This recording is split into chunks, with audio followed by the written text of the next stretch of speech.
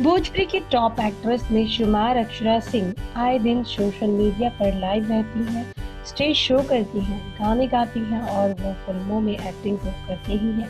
खैर दोस्तों, आज हम बात करने वाले हैं उस किस्से के बारे में जब एक स्टेज शो के दौरान जी हाँ, अक्षरा सिंह ने मजाक ही मजाक में पवन सिंह का कुछ मजाक बनाया था, जिसके बाद फैंस काफी ज्यादा भड़क उठे थे।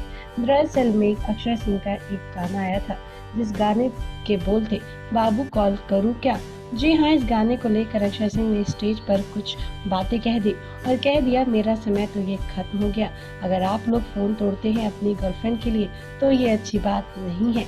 आपको बता दें, कहीं ना कहीं इनडायरेक्टली बहुत से ऐसे लोग हैं जिन्होंने अक्षरा सिंह के इस डायलॉग को पवन सिंह के साथ जोड़ा, लेकिन बाद में अक्षरा सिंह के फैंस ने भी सोशल मीडिया पर कुछ जवाब दिए। वेल दोस्तों, अब देखना ये है कि अक्षरा और पवन को के बीच जिस तरीके से विवाद हुए हैं, उसके बाद क्या आपस में दोनों के फैंस यूं ही हमेशा लड़ते नजर आएंगे।